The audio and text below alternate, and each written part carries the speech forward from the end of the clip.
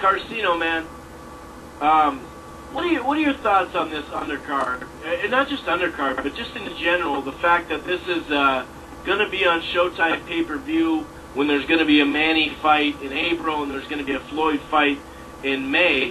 What are your thoughts on this being a pay-per-view event? And obviously, like I mentioned before, I think we do have to say this, though. A lot of these main events in pay-per-views turn out to be just so-so fights. And we know that at least we'll get a good fight here. But, you know, the lack of a marquee undercard name, good action, but not necessarily a name against name. There's names, but not name against name. What are your thoughts in general if they go ahead and go with their plans and make it a pay-per-view? Well, they have no choice.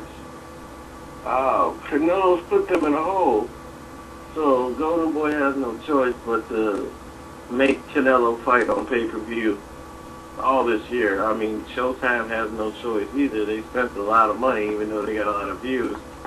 Their budget was basically all but tapped out at the end of the year. So this year we're going to pay for what we got for free last year.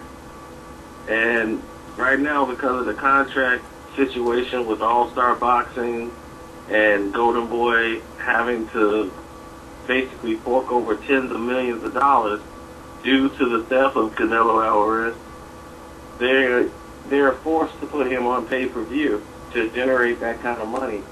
And it's not going to do Mayweather-type numbers, but it should do solid pay-per-view numbers. Angulo and Canelo, it should do at least 500,000 buys. And I think that they go along with their plans of putting Carlos Molina and Laura, the rematch on there, that would be a great second fight on the card. And I'm told they're still working on that.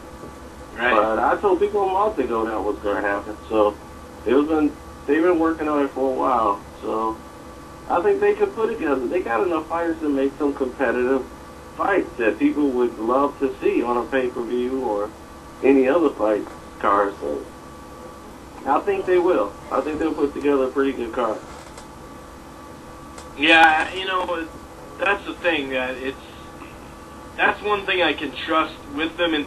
And also, another thing I've noticed about Golden Boy, and this is really a lot of people, but Golden Boy, HBO and Showtime, but Golden Boy especially, you can almost see them, you know, putting out information and seeing how reactions happen. We see it with Mayweather Promotions as well, Mayweather opponent. You know, how everybody had him fighting Malignaggi and this guy and that guy, and then it's like the feelers come out, and then all of a sudden another name pops up and they go, oh, no, that's a much more solid name than these other three, and then all of a sudden that turns out to be the name he fights or whatever. So, you know, they may have to put, like you're saying, a Carlos Molina and Arislandi Lara or something else on that undercard, because Leo Santa Cruz is a name, a climbing name, no doubt about it.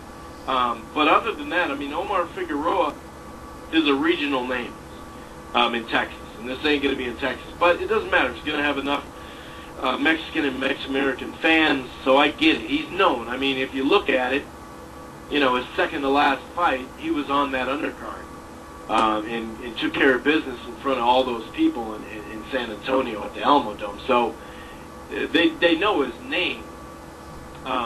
It's just, like I said, the Alvarez, I think it's just a name that people are going to be like, oh, it's Alvarez's brother against Figueroa. Oh, this will be explosive. You know, I think it's just there for that. And obviously, like Carcino said, you know, they got to pay Canelo this year too. The budget that they spent last year, just in general, now that they've built him on Mayweather undercards, and now, you know, he showed that he is, you know, an A-side in boxing, not just with the Alamo Dome, but with all the records that he helped set with Mayweather. You know, I mean he brings that Mexican and Mexican American fan base, which is obviously the biggest base, strongly. So you're right, they are going to have to, and if they're going to pay him $5 or $6 million or something like that, you know, they got to get something on the back end, and you know, in this type of event, maybe that's the thing. They're not going to have a lot of, you know, a couple mil just to sit around and